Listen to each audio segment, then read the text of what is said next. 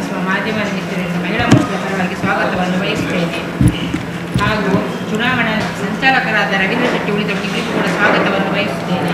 ಹಾಗೂ ಮಂಡಲದ ಪ್ರಧಾನ ಕಾರ್ಯದರ್ಶಿಯಾದ ಹೇಮಂತ್ ಅಣ್ಣ, ಶಶಿಕಲಾ ಗಟ್ಟಿ ಹಾಗೂ ಸಪ್ನ ಶೆಟ್ಟಿ, ವಿಜಯ ಶೆಟ್ಟಿ, ಹೇಮಂತ್ ಶೆಟ್ಟಿ ಹಾಗೂ ಜಯಲಕ್ಷ್ಮಿ ಇವರಿಗೆಲ್ಲರಿಗೂ ಸ್ವಾಗತವನ್ನು ಬಯಸುತ್ತೇನೆ. ಆತ್ಮೀಯ ಮಾಧ್ಯಮ ಮಿತ್ರರೇ ಹಾಗೂ ಮಂಗಳೂರು ಮಂಡಲದ ಸಂಚಾಲಕರಾದಂತಹ ರವೀಂದ್ರಣ್ಣನವರೇ, ಮಂಡಲದ ಕಾರ್ಯದರ್ಶಿಗಳಾದಂತಹ ಹೇಮಂತಣ್ಣನವರೇ ಮತ್ತು ಎಲ್ಲ ನನ್ನ ಮಾತೃಶಕ್ತಿಗಳೇ, ನಾರಿ ಸಮ್ಮಾನ ದೇಶದ ಅಭಿಮಾನ ಎಂಬ ಉದ್ಘೋಷದೊಂದಿಗೆ ಇವತ್ತು ನಮ್ಮ ಭಾರತದ ವಿಶ್ವಗುರು, ಇಡೀ ವಿಶ್ವವೇ ನಮ್ಮನ್ನು ನೋಡುವಂತಹ ಪ್ರಧಾನಮಂತ್ರಿಗಳು ಮಹಿಳೆಯರಿಗೆ ವಿಶೇಷವಾದಂತಹ ಯೋಜನೆಗಳ ಮೂಲಕ ಇವತ್ತು ನಮ್ಮ ಡಬಲ್ ಇಂಜಿನ್ ಸರ್ಕಾರ ಇಡೀ ದೇಶದಲ್ಲಿ ಒಂದು ಹೊಸ ಸಂಚಲನವನ್ನು ಮೂಡಿಸಿ ಮಹಿಳೆಯರು ಸ್ವಾವಲಂಬಿಗಳಾಗಿ ಬದುಕಬಹುದು ಹೇಗೆ ಮತ್ತು ಸ್ವಾವಲಂಬಿಗಳಾಗಿ ಬದುಕಲಿಕ್ಕೆ ಬದುಕನ್ನು ಕಟ್ಟಿಸಿಕೊಟ್ಟ ಸರ್ಕಾರ ಅದು ಯಾವುದಿದೆ ಅಂತ ಹೇಳಿದರೆ ಅದು ಇತಿಹಾಸದ ಪುಟಗಳಲ್ಲಿರುವಂತಹ ನಮ್ಮ BJP ಸರ್ಕಾರ, ನಮ್ಮ ಡಬಲ್ ಇಂಜಿನ್ ಸರ್ಕಾರ.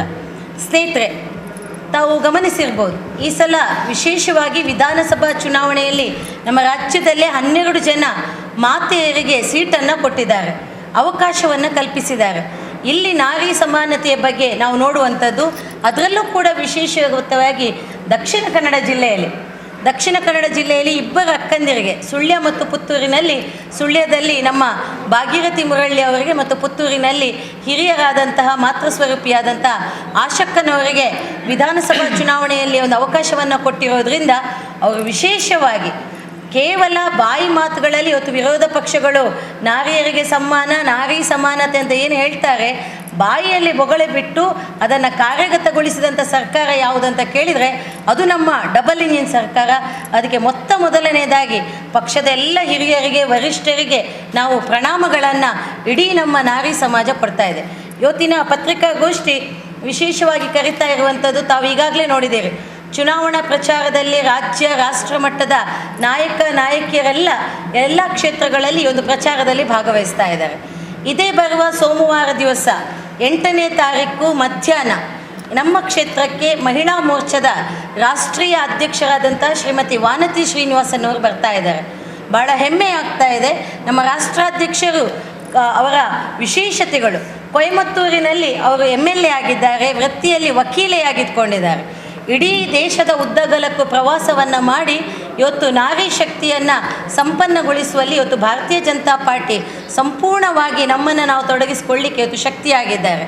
ಅವರು 8ನೇ ತಾರೀಕು ಬೆಳಗ್ಗೆ 8:30ಕ್ಕೆ ಮಂಗಳೂರಿನ ಬಜ್ಪೆ ವಿಮಾನ ನಿಲ್ದಾಣದಿಂದ ಬಂದು ಮಂಗಳೂರಿನ ಬೇರೆ ಬೇರೆ ಕಡೆಗಳಲ್ಲಿ, ದಕ್ಷಿಣ ಕನ್ನಡ ಜಿಲ್ಲೆಯ ಬೇರೆ ಬೇರೆ ಕಡೆಗಳಲ್ಲಿ ಕಾರ್ಯಕ್ರಮಗಳನ್ನು ಹಮ್ಮಿಕೊಂಡಿದ್ದಾರೆ. ಬೆಳಗ್ಗಿನ ಕಾರ್ಯಕ್ರಮದಲ್ಲಿ ಮೊಗವೀರ ಸಮಾಜದ ಅಕ್ಕಂದಿರನ್ನು ಅವರು ಕಾರ್ಯಕ್ಷೇತ್ರದಲ್ಲಿ ಹೋಗಿ ಭೇಟಿಯನ್ನು ಮಾಡಲಿಕ್ಕಿದೆ. ಅವರು ವೃತ್ತಿಯಲ್ಲಿ ವಕೀಲ ಆಗಿರೋದ್ರಿಂದ ಮಧ್ಯಾಹ್ನ ಮಂಗಳೂರಿನ ಮಾಧ್ಯಮ ಕೇಂದ್ರದಲ್ಲಿ ವಕೀಲ ಅಕ್ಕಂದಿರ ಜೊತೆ, ಯಾರು ಸೋದರಿಯರಿದ್ದಾರೆ ವಕೀಲರು, ಆ ಸೋದರಿಯರ ಜೊತೆಯಲ್ಲಿ ಒಂದು ಸಂವಾದವನ್ನು ಮಾಡಲಿಕ್ಕಿದ್ದಾರೆ. ತದನಂತರ ನಮ್ಮ ಕ್ಷೇತ್ರಕ್ಕೆ, ಮಂಗಳೂರು ವಿಧಾನಸಭಾ ಕ್ಷೇತ್ರಕ್ಕೆ, ಮಂಗಳೂರಿನ ಉಳ್ಳಾಲದ ಒಂದು ವಿಧಾನಸಭಾದಲ್ಲಿ ತೊಕ್ಕೋಟಿನ ಗಣೇಶ್ ನಗರದ ಗಣೇಶ ಮಂದಿರದ ಬಳಿಯಿಂದ ತೊಕ್ಕೋಟಿನ ಒಳಪೇಟೆಯ ಹೃದಯ ಭಾಗದಲ್ಲಿರುವಂತಹ ಅಂಬೇಡ್ಕರ್ ಮೈದಾನ ಏನಿದೆ, ಆ ಒಳಪೇಟೆಯ ಇಲ್ಲಿ ಮಾರುಕಟ್ಟೆ ಹತ್ತಿರ ಇರುವಂತಹ ಮೈದಾನ ಏನಿದೆ, ಅಲ್ಲಿ ಕಾಲ್ನಡಿಗೆ ಜಾಥಾ ಗಣೇಶ್ ಮಂದಿರದ ಬಳಿಯಿಂದ ಅಲ್ಲಿಯವರೆಗೆ ಸಹಸ್ರಾರು ಸಂಖ್ಯೆಯಲ್ಲಿ ಮಹಿಳೆಯರ ಕಾಲ್ನಡಿಗೆ ಜಾಥಾ ನಡೆಯಲಿಕ್ಕಿದೆ. ತದನಂತರ ಎಲ್ಲ ಮತದಾನ ಬಾಂಧವರನ್ನು, ಎಲ್ಲ ಸೋದರಿಯರನ್ನು ಉದ್ದೇಶಿಸಿ ಸನ್ಮಾನ್ಯ ರಾಷ್ಟ್ರಾಧ್ಯಕ್ಷರಾದಂಥ ವಾನತಿ ಶ್ರೀನಿವಾಸನ್ ಅವರು ಮಾತಾಡಲಿಕ್ಕಿದ್ದಾರೆ. ಮಾಧ್ಯಮ ಮಿತ್ರರಲ್ಲಿ ಮತ್ತು ಎಲ್ಲ ಮತದಾನ ಬಾಂಧವರಲ್ಲಿ ವಿನಂತಿ ಸ್ನೇಹಿತರೆ, ಎಲ್ಲ ತಾಯಂದಿರು, ಬಹುಶಃ ನಾವೆಲ್ಲ ಪುಣ್ಯವಂತರು. ಈ ವರ್ಷದ ಈ ಒಂದು ಕಾಲದ ಚುನಾವಣಾ ಪರ್ವದ ಕೊನೆಯ ಪ್ರಚಾರದ ಸಭೆ ಅದು ನಮ್ಮ ಕ್ಷೇತ್ರಕ್ಕೆ ಒಂದು ರಾಷ್ಟ್ರಾಧ್ಯಕ್ಷರ ಮೂಲಕ ಸಿಗ್ತಾ ಇದೆ. ಕಾನೂನಿನ ಪ್ರಕಾರ, ಕಾನೂನಿನ ಜೊತೆಯಲ್ಲಿ ಇದ್ಕೊಂಡು ಸಮಯಕ್ಕೆ ಸರಿಯಾಗಿ ಕಾರ್ಯಕ್ರಮವನ್ನು ಮುಗಿಸುವಂಥ ನಿಟ್ಟಿನಲ್ಲಿ ಒಂದಷ್ಟು ನಮ್ಮ ನಾಯಕರಲ್ಲೇ ಈ ಕಾರ್ಯಕ್ರಮವನ್ನು ಆಯೋಜಿಸ್ತಾ ಇದ್ದೇವೆ. ಅದರ ಜೊತೆಯಲ್ಲಿ ವಿಶೇಷತೆ ಅಂತ ಹೇಳಿದರೆ ಮಾಧ್ಯಮ ಮಿತ್ರರು ದಯವಿಟ್ಟು ಗಮನಿಸಬೇಕು, ಆ ದಿವಸ ಕಾಂಗ್ರೆಸ್ಸಿನಿಂದ ನೊಂದು ಬೆಂದಂತಹ ನಮ್ಮ ಸೋದರಿಯರು, ಒಂದಷ್ಟು ಸೋದರಿಯರು ಕೂಡ ನಮ್ಮ ಜೊತೆ ಆ ದಿವಸ ಪಕ್ಷಕ್ಕೆ ಅಧಿಕೃತವಾಗಿ ಸೇರ್ಪಡೆಯಾಗಲಿಕ್ಕಿದ್ದಾರೆ. ಹಾಗಿರುವಾಗ ಮಂಗಳೂರಿನಲ್ಲಿ ಮತ್ತೆ ಹೊಸತನದ ಹಾದಿಯ ಜೊತೆ ಎಲ್ಲರಿಗೂ ಕೂಡ BJPಯ ಭರವಸೆ ಎಂಬ ಸತ್ಯ ಬಹುಶಃ ಗೊತ್ತಾಗ್ತಾ ಇದೆ. ಇಂಥ ಒಂದು ನಿಟ್ಟಿನಲ್ಲಿ ತಮ್ಮ ಸಂಪೂರ್ಣವಾದಂಥ ಸಹಕಾರವನ್ನು ನಮಗೆ ಕೊಡಬೇಕು ಅಂತ ಕೇಳ್ತಾ ಇದ್ದೇವೆ. ಜೊತೆಯಲ್ಲಿ ಹೇಳಲಿಕ್ಕೆ ಬಹಳ ಬೇಜಾರಾಗಿರುವಂಥದ್ದು, ಇವತ್ತು ಕಾಂಗ್ರೆಸ್ಸನ್ನು ನಂಬಿಕೊಂಡು ಭಾಳಷ್ಟು ನಮ್ಮ ತಾಯಂದಿರು, ನಮ್ಮಂತೆ ಇರುವಂಥ ಸೋದರಿಯರು ಇವತ್ತು ದೇಶದಾದ್ಯಂತ, ರಾಜ್ಯದಾದ್ಯಂತ, ಜಿಲ್ಲೆ ಮತ್ತು ಗ್ರಾಮ ಮಟ್ಟದಲ್ಲಿ ತಮ್ಮ ಸೇವೆಯನ್ನು ನೀಡ್ತಾ ಇದ್ದಾರೆ. ಆದರೆ ಇನ್ನೂ ಕೂಡ ಕಾಂಗ್ರೆಸ್ ಪಕ್ಷದ ಪರಿಸ್ಥಿತಿ ಏನಾಗಿದೆ ಅಂತ ಹೇಳಿದರೆ, ಬರೀ ಮಾತಿನಲ್ಲಿ ನಾರಿ ಸಮಾನತೆ ಅಂತ ಹೇಳಿ ನಾವು ಇತಿಹಾಸದ ಪುಟಗಳಲ್ಲಿ ವಿದ್ಯಾರ್ಥಿಗಳಿರುವಾಗ ಓದ್ತಾ ಇದ್ದೆವು. ನಮಗೆ ಪರಕೀಯರ ಅಟ್ಟಹಾಸ, ಪೋರ್ಚುಗೀಸರು ಬಂದು ಅಟ್ಯಾಕ್ ಮಾಡಿದರು, ಬ್ರಿಟಿಷರು ಬಂದು ಅಟ್ಯಾಕ್ ಮಾಡಿದರು ಅಂತೇಳಿ. ಇವತ್ತು ಕೂಡ ರಾಷ್ಟ್ರೀಯವಾಗಿರುವಂತಹ ಅವರು ಇನ್ನೂ ಪರಕೀಯ ಇಟಲಿಯ ರಾಣಿಯನ್ನೇ ಒಪ್ಪಿಕೊಂಡು ಬದುಕ್ತಾ ಇರುವಂಥದ್ದು. ಕಾಂಗ್ರೆಸ್ಸಿಗರು ಬರೀ ಅಲ್ಲಿರುವಂಥ ತಾಯಂದಿರಿಗೆ ಏನು ಹೇಳ್ತಾರೆ, ಬೆಲ್ಲ ಮುಟ್ಟುವ ಹಾಗೆ ಮುಂಗಾಡು ಬೆಲ್ಲ ನಕ್ಕವನು ಅಂತೇಳಿ ತುಳುವಲ್ಲಿ ಒಂದು ಗಾದೆ ಇದೆ. ಈ ರೀತಿ ಮಾಡಿಕೊಂಡು ಅವರನ್ನು ಸುಖ ಸುಮ್ಮನೆ ಆಸೆ ಆಕಾಂಕ್ಷೆಗಳನ್ನು ತೋರಿಸಿ ಬೆರೆಯುವಂಥದ್ದು ನಾವು ಭಾಳ ಹೆಮ್ಮೆಯಿಂದ ಹೇಳ್ಕೊಳ್ತಾ ಇದ್ದೇವೆ. ಇವತ್ತು ಭಾರತೀಯ ಸರ್ಕಾರ, ನಮ್ಮ BJPಯ ಸರ್ಕಾರ ರಾಷ್ಟ್ರಪತಿಯಂತಹ ಒಂದು ಅತ್ಯುತ್ತಮವಾದಂಥ ಹುದ್ದೆಯನ್ನು ಒಂದು ಆದಿವಾಸಿ ಬುಡಕಟ್ಟು ಜನಾಂಗದ ಒಂದು ತಾಯಿಗೆ ದ್ರೌಪದಿ ಮುರ್ಮು ಅವರಿಗೆ ಕೊಟ್ಟು ಇವತ್ತು ಮಹಿಳೆಯರಿಗೆ ಯಾವ ರೀತಿ ಸಮಾನತೆಯನ್ನು ಕೊಡಬೇಕು ಅಂತ ತೋರಿಸಿದೆ. ನಮ್ಮ ನಿರ್ಮಲಾ ಸೀತಾರಾಮನ್ ಅವರಿಗೆ ನಮ್ಮ ದೇಶದ ಖಜಾನೆಯ ಬೊಕ್ಕಸವನ್ನೇ ಕೊಟ್ಟಿದೆ. ಒಂದು ತಾಯಿಗೆ ಆಡಳಿತವನ್ನು ಮಾಡಲಿಕ್ಕೆ ಜವಾಬ್ದಾರಿಯನ್ನು ಕೊಟ್ಟಾಗ ಯಾವ ರೀತಿ ಮಾಡ್ಬೋದು ಎಂಬುದನ್ನು ಸತ್ಯಾಸತ್ಯತೆಯನ್ನು ಮತ್ತು ಕೆಳಮಟ್ಟದಿಂದ ನಾವು ಭಾಗೀರಥಿ ಮುರಳಿಯವರ ಬಗ್ಗೆ ಅಥವಾ ಆಶಕನವರ ಬಗ್ಗೆ ಕೂಡ ಹೇಳಬೇಕಿದ್ರೆ, ಯಾಕಂದರೆ ನಾರಿ ಶಕ್ತಿಯ ಬಗ್ಗೆ ಯಾರು ಕೂಡ ದೊಡ್ಡ ದೊಡ್ಡ ಹುದ್ದೆಗಳು ಅಥವಾ ದೊಡ್ಡ ದೊಡ್ಡ ಪದವಿಯನ್ನು ಪಡೆದಂಥ ಕ್ಯಾಂಡಿಡೇಟ್ಸ್ ಅಲ್ಲ ಅವರು.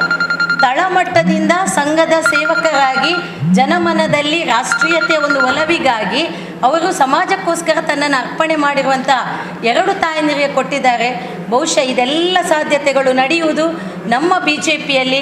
ಅದಕ್ಕೋಸ್ಕರ BJPಯೇ ಭರವಸೆ ಮತ್ತು ಮುಂದಿನ ಸರ್ಕಾರ ಬಹುಮತದ BJP ಸರ್ಕಾರವೇ ಬರ್ತದೆ ಎಂಬ ಅಚಲ ನಂಬಿಕೆಯೊಂದಿಗೆ ಎಲ್ಲರಲ್ಲಿ ಕೂಡ ಮೇ 10ರಂದು ನಡೆಯುವಂತಹ ಮತದಾನದ ದಿವಸ ಎಲ್ಲರೂ ಕೂಡ ದಯವಿಟ್ಟು ಕಮಲದ ಚಿಹ್ನೆಗೆ ಮತವನ್ನು ನೀಡಿ ನಮ್ಮ ಅಭ್ಯರ್ಥಿಯಾಗಿರುವಂಥ ಸತೀಶ್ ಕುಂಪಲ ಅಣ್ಣನನ್ನು ಗೆಲ್ಲಿಸಿಕೊಡ್ಬೇಕಾಗಿ ಎಲ್ಲ ತಾಯಂದಿರಲ್ಲಿ, ಸಾರ್ವಜನಿಕರಲ್ಲಿ ವಿನಂತಿಯನ್ನು ಮಾಡ್ತಾ ಇದ್ದೇವೆ. ನಾವು ಜಿಲ್ಲಾ ಪಂಚಾಯತ್ ಸದಸ್ಯರಿರುವ ಕೂಡ ವಿಶೇಷ ಅನುದಾನ ಬರಬೇಕಿದ್ರೆ ಅದಕ್ಕೆ ಶಾಸಕರ ಸಿಗ್ನೇಚರ್ ಬೇಕಿತ್ತು. ಹಾಗಾದರೆ ಏನು ಮಾಡ್ತಾ ಇದ್ದಾರೆ? ಮಹಿಳೆಯರಿಗೆ ಸ್ವಉದ್ಯೋಗ ಮಾಡುವಂಥದ್ದು, ಅಟ್ಲೀಸ್ಟ್ ಒಂದು ಕಾಲೇಜ್, ತಮಗೆ ಗೊತ್ತಿದೆ ಕೋಮು ಸೂಕ್ಷ್ಮ ಇರುವಂಥ ಈ ಪ್ರದೇಶದಲ್ಲಿ ನಮ್ಮ ಹೆಣ್ಮಕ್ಳು ಯಾವುದೋ ದೂರದ ಕಾಲೇಜುಗಳಿಗೆ, ಶಾಲೆಗಳಿಗೆ ಹೋಗುವಾಗ ಅಟ್ಲೀಸ್ಟ್ ಒಂದು ಮಹಿಳಾ ಕಾಲೇಜನ್ನು ಮಾಡ್ಬೋದಿತ್ತು. ಅಥವಾ ಸ್ವಉದ್ಯೋಗಕ್ಕೆ ಇವತ್ತು ಬಡತನದಲ್ಲಿ ಮಧ್ಯಮ ವರ್ಗದಲ್ಲಿರುವಂಥ ಜನರು ನಾವೆಲ್ಲ ಅಟ್ಲೀಸ್ಟ್ ಒಂದು ಸ್ವಉದ್ಯೋಗವನ್ನು ಮಾಡುವಂಥದ್ದು. ಬರೀ ಸ್ತ್ರೀಶಕ್ತಿ ಸಭೆಗಳಲ್ಲಿ ಬಂದು ಆಶ್ವಾಸನೆ ಕೊಟ್ಟು ಅಷ್ಟು ಕೊಡ್ತೇವೆ ಇಷ್ಟು ಕೊಡ್ತೇವೆ ಅಂತ ಹೇಳುವುದೇ ವಿನಃ ಬಹುಶಃ ಶಾಸಕರಿಗೆ ಈಗ ಅರಿವಾಗಿರ್ಬೋದು, ಜನರು, ಎಲ್ಲ ವರ್ಗದ ಜನರು ಸತ್ಯಾಸತ್ಯತೆಯನ್ನು ಅರ್ಥಕೊಂಡಿದ್ದಾರೆ.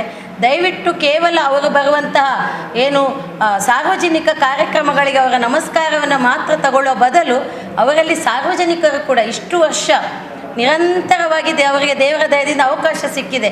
ಆದ್ದರಿಂದ ದಯವಿಟ್ಟು ಸಾರ್ವಜನಿಕರಲ್ಲಿ ವಿನಂತಿ, ಕೇವಲ ಕಾರ್ಯಕ್ರಮಗಳು, ನೀರು, ತೋಡು, ನೀರಿನ ಬಗ್ಗೆ ಹೇಳಿದರೆ ಅದು ದೊಡ್ಡದಿನ್ನು ಮಾತಾಗ್ತದೆ. ಇವತ್ತು ನಮಗೆ ಒಂದು ನೀರಿನ ಇವತ್ತು ಜಲ್ ಜೀವನ್ ಮಿಷನ್ ಬೇಕಾಯಿತು, ನಮ್ಮ ಕೇಂದ್ರ ಸರ್ಕಾರ ಕೊಡಬೇಕಾಯಿತು. ನನಗೆ ತುಂಬ ನೋವು ಆಗ್ತದೆ. ಇವತ್ತು ನನ್ನ ಮನೆಯಲ್ಲಿ ಕೂಡ ಬರುವಂಥದ್ದು, ನಾನು ಕೂಡ ಶಾಸಕರಿರುವಂಥವರಲ್ಲಿರೋದು. 5 ದಿವಸಕ್ಕೊಮ್ಮೆ 1 ಬ್ಯಾರಲ್ ನೀರು ಕೊಡಬೇಕಿದ್ರೆ ರಾತ್ರಿ 1 ಗಂಟೆ ತನಕ ಕಾಯಬೇಕು. ಬೆಳಗಿನಿಂದ ಸಂಜೆ ತನ್ನ ಜೀವನೋಪಾಯಕ್ಕೆ ಹೋಗುವಂಥ ತಾಯಂದಿರು ಇವರಿಗೆ ಬರುವಂಥ 1 ಬ್ಯಾರಲ್ ನೀರು ಕಾಯಬೇಕು. ಅದರಲ್ಲಿ ಕೂಡ ಒಂದು ರೀತಿಯ ದ್ವಂದ್ವ, ತಮ್ಮ ಇರುವಂಥ ಇದನ್ನು ಹೇಗೆ ಹೇಳಬೇಕಂತ ಗೊತ್ತ. ಯಾಕಂದರೆ ನಾನೇ ಒಂದು ಫಲಾನುಭವಿಗೆ ಹೇಳೋದು, 5 ದಿವಸ, ಇವತ್ತು 6ನೇ ದಿವಸ ಒಂದು ನೀರು ಕೊಡುವಂಥ ವ್ಯವಸ್ಥೆಯನ್ನು ಕೂಡ ಒಂದು ಸ್ಥಳೀಯ ಶಾಸಕರಿಗೆ ಇಂಥ ಒಂದು ಸಂದಿಗ್ಧ ಪರಿಸ್ಥಿತಿಯಲ್ಲಿ ಆಗದಿದ್ದರೆ ಶಾಸಕರೇ ನೀವೇ ಯೋಚಿಸಬೇಕು, ಏನು ಅಭಿವೃದ್ಧಿ ಆಗಿದೆ ತಮ್ಮಿಂದ, ಮುಂದಿನ ದಿನಗಳಲ್ಲಿ ಹೀಗೆ ಆದರೆ ಉಳ್ಳಾಲದ ಪರಿಸ್ಥಿತಿ ಏನು ಅಂತ ಹೇಳಿ ಒಂದು ನಮ್ಮೆಲ್ಲರ ಒಕ್ಕೊರಲಿನ ಮಹಿಳೆಯರ ಅಭಿಪ್ರಾಯ ಸ್ನೇಹಿತರೆ.